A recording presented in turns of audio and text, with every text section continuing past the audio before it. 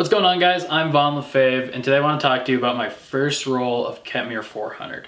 So I shot it on my Yashica Electro 35, the GSN model. It's a typical rangefinder from the 60s. It's actually my favorite camera I've ever shot on. So Kentmere 400 is really popular for college kids. A lot of people push it all the way up to 1600, so you got that 3-stop. It's box speed at 400. What I got out of this image were really grainy and really flat. I'm not sure if that would have to come into account that I use Kodak D76. What I found online was people recommend like Ilfosol 3 or a D11. I used to use Ilfosol 3. It's a liquid-based. It doesn't hold as long as a powder-based chemical, so I prefer D76. It's what I used in college. So I know a lot of people that really like flat images, so they really like Kentmere.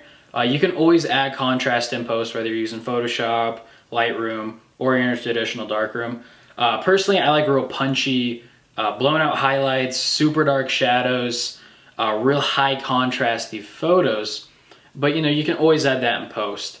So I'll show you guys the negative right from the scan where it's real grainy and flat, and I'll show you the Photoshopped version. Out of the roll, I really only got 5 or 6 that I really liked out of a 36 roll exposure.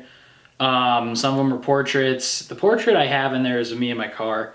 It's really soft, and I'm not sure if that has to do with the account I'm using a 50-year-old camera, and it's a rangefinder, so the focus is really hard. The dual parallax imaging is a little off, I think, but I was using an f11, so you'd think it would be, even if your focus is a little off, it'd still be clear. It could be the developer and the development times, but there's so many variables with it, I'm not sure. And since it's my first time shooting this film, you can't really say. So I'll show you guys the results. I'll do right from the scan and then my Photoshopped thing, and everything I do in Photoshop you can do in the darkroom. All I usually do is dodge, burn, and add contrast. I just do strictly darkroom techniques in Photoshop.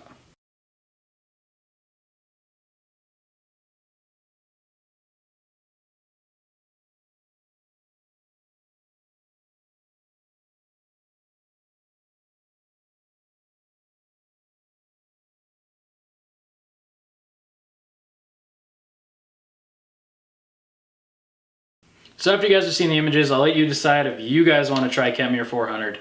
I would shoot another roll.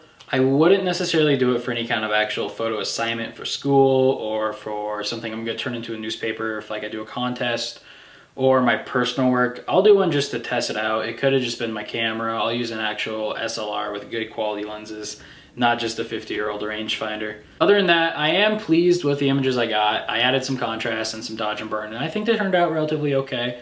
But I would recommend this to a college kid. If you guys are experimenting with pushing, pulling film, it's really cheap. I think I paid $4.40 for the roll.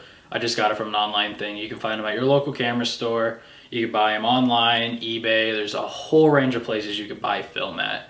I'm not gonna pick Kentmere for my go-to, but they do have a 100 speed option, which I might try out solely to see if the grain's any better and how the contrast is. That's gonna be it for this time, guys. Don't forget to follow me on Instagram. It's just @Vaughn_LaFave. Thanks for watching.